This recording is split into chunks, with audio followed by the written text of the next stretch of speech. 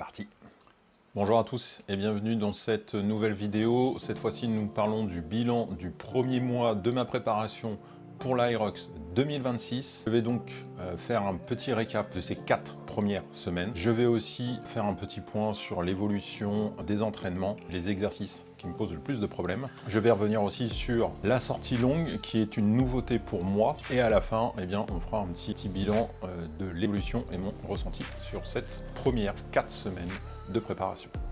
Comme je vous l'ai dit lors des premières vidéos, eh bien, mon début de préparation, je l'ai fait pendant mes congés. C'était plus simple pour moi puisque j'avais du temps et donc j'ai pu m'inscrire dans une salle à proximité de mon habitation de vacances et j'ai pu aussi bien réadapter, peaufiner l'entraînement, les séances, les exos afin de pouvoir trouver bien, le bon calibrage en termes de poids mais aussi en termes de répétition et aussi en termes d'exercice, savoir un petit peu dans quel ordre je vais les faire. Je vous rappelle aussi pour ceux qui n'auraient éventuellement pas vu les premières vidéos, le type d'entraînement que je fais. Je vous mets juste ici un petit visuel sur le type d'entraînement et le type d'exercice que je fais.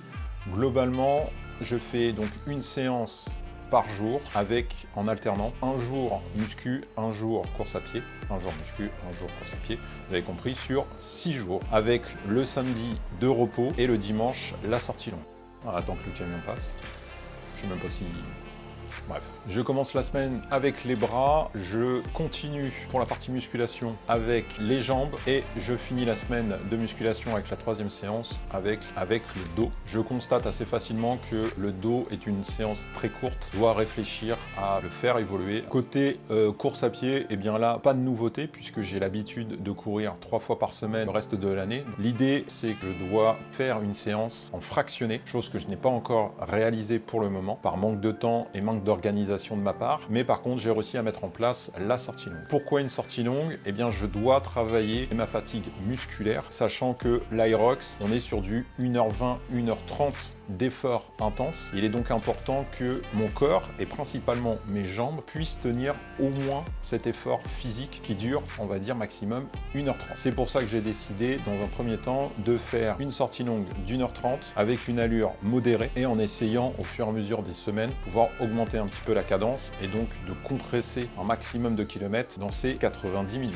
Les vacances faisant, je n'ai pas pu faire les 6 entraînements par semaine qui étaient prévus. J'ai quand même privilégié le fait de pouvoir faire activité du tourisme et profiter de ma famille. Malgré tout, j'ai réussi à maintenir entre 4 et 5 séances par semaine, voire 6, et surtout maintenir les 3 sorties course à pied, et notamment la course longue que je faisais tous les dimanches. En plus, c'était dans un bois, c'était hyper agréable, et je vous invite d'ailleurs à regarder les précédentes vidéos qui contiennent justement ces sorties longues, puisque je l'ai fait en sorte de vlog, je vous fais mon bilan semaine, le format que je conserve pour les prochaines vidéos.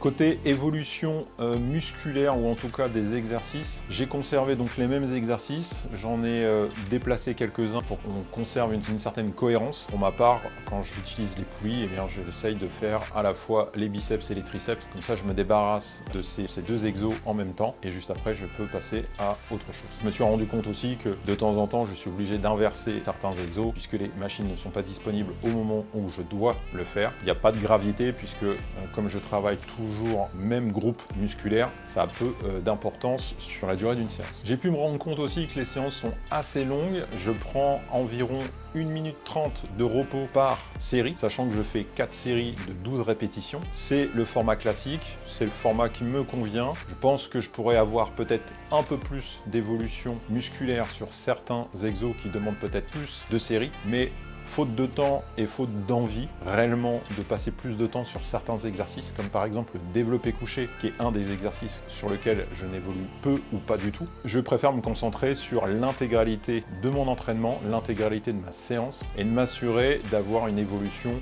régulière sur quelques-uns des exercices. Maintenant, on va parler des évolutions qui sont plus rattachées sur la 5e semaine. C'est pour ça que je vous la fais en même temps, comme ça vous avez une vidéo en un. J'ai déjà fait ça la semaine dernière avec la semaine 3 et la semaine 4, puisqu'il y avait peu d'informations que je pouvais vous transmettre, parce que je n'étais pas encore inscrit à la salle, donc j'étais obligé de faire quelques séances muscu dans mon appart. Pour le coup, il y avait beaucoup moins de matière à échanger et à partager avec vous sur ces éléments-là. Donc pour cette 5e semaine, eh bien, il y a quelques évolutions par rapport aux précédentes semaines. Pour ma séance bras, je commence toujours par les épaules avec l'élastique. Ce que je fais tout simplement, eh bien, c'est de l'élévation frontale et latérale pour chauffer les épaules. C'est un de mes points faibles en musculation. J'ai d'ailleurs eu pendant plusieurs mois des douleurs à l'épaule gauche, donc j'ai vu un ostéo qui m'a recommandé quelques exercices. Je commence par les élévations au niveau élastique et je continue avec les haltères où je fais donc du front level et latéral. Parce que je ne sais pas comment le dire en anglais. En élastique, j'ai simplement augmenté le nombre de répétitions, qui passait de 20 à 25 répètes en 30 secondes. Ça me fait 1 minute la série et j'en enchaîne 4 comme ça avec à peu près 45 secondes de récup. Cette fois-ci avec les haltères et je poursuis avec les biceps, avec la prise marteau, avec les 2 bras simultanément. Et là, donc, il y a un petit level au niveau des haltères puisque cette 5e semaine. Semaine 5. Première séance finie, séance bras, bonne petite séance, à peu près 1h15, 1h20 de séance, sachant que je compte toujours les exos à l'élastique pour l'échauffement, pour les épaules. J'ai pu passer de 12 à 14 kg. 2 kg de plus, c'est toujours bon à prendre, sachant que je garde toujours mes 4 séries de 12 répétitions. En développé couché, alors je ne connais pas le poids de la barre, ça c'est mon défaut. Je sais que les barres sont entre 10 et 20 kg, donc je m'appuie principalement, et le chiffre que je vais vous donner s'appuie simplement sur les poids que j'ai ajoutés à cette barre. Donc en développé couché, je suis passé de 20 à 40 kg, donc un gros gap. Je pense que c'est vraiment le temps que j'appréhende le mouvement, parce que ça faisait très longtemps que j'avais pas fait de développé couché. Donc je reprenne mes marques, que je reprenne confiance en moi sur ce type d'exercice, et donc j'ai pu, comme vous le constatez, en quelques semaines, eh bien, doubler la charge sur cet exercice-là. Alerte, spoiler, je n'ai pas changé de poids depuis plusieurs semaines, donc je suis toujours à 40 kg. Pour les biceps, mais cette fois-ci le curl biceps à la poulie, et bien là je suis passé de 42,5, puisque en fait les poids sont pas en kg, ils sont en LB, en livres, poids américain.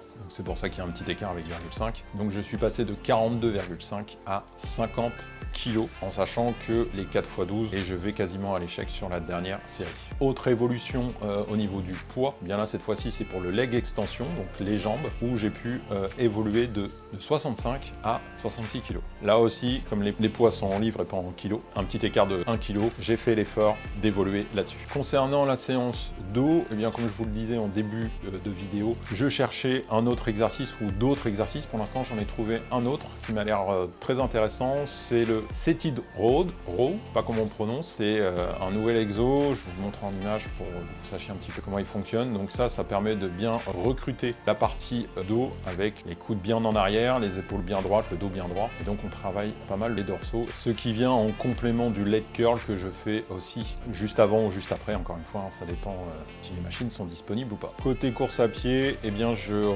redescends en dessous des 51-52 minutes que je fais habituellement pour les 10 km avec des chronos qui tombent au niveau des 50 minutes. Globalement, mon ressenti sur ces 4 première semaine et un petit peu la 5e, c'est un bilan plutôt positif. Je me sens bien dans les entraînements, j'arrive à faire une augmentation de poids assez facilement et assez rapidement sur certains exercices. Le 4x12 me convient, la durée d'entraînement est un petit peu élevée, je suis à peu près à 1h20 pour les bras, 50 voire 1 heure pour les jambes et entre 50 et 55 pour le dos. Tous les exercices sont enchaînés et donc la récup de ma dernière série, 4e série d'un exo, eh bien je prends les 1h30 pour changer de machine, m'installer et recommencer. Pour la sortie longue, je suis assez satisfait de moi du fait que mon corps réagit très bien à 1h30 d'effort. L'objectif, c'est de faire de l'endurance musculaire. Mon challenge, c'est toujours d'essayer de faire un maximum de kilomètres. En moyenne, j'arrive au début de cette période de 5 semaines, eh bien, j'étais plutôt à 15 km en 1h30. Là, je peux réussir à faire à peu près 16 km. Ça veut dire que j'arrive un petit peu à augmenter ma cadence, mon allure, voire mettre un peu plus dessus. Pour clôturer cette vidéo bilan des 4 semaines et petit bilan de la 5e semaine, je reste motivé, je reste confiant, je reste déterminé à la préparation de mon Hyrox pour 2026. On croise les doigts pour avoir des places pour cet Hyrox. Pour ceux qui effectivement nous rejoignent sur cette vidéo, sachez que mon objectif c'est de faire l'Hyrox de Paris en avril 2026, mais pas qu'un seul, je vais en faire 2. Je vais faire le simple et le mix avec ma compagne. C'est tout pour moi, je vous remercie d'avoir regardé cette vidéo jusqu'au bout. Je vous dis à très bientôt, je vous dis à la semaine prochaine pour le bilan de la 6e semaine. Je vous souhaite à tous une bonne semaine et on se dit donc à la semaine prochaine. Je pense que ça marche. De toute façon, je peux pas. 8 ans, t'as pas évolué. J'ai fait des petits trucs, j'ai appris des choses. Après,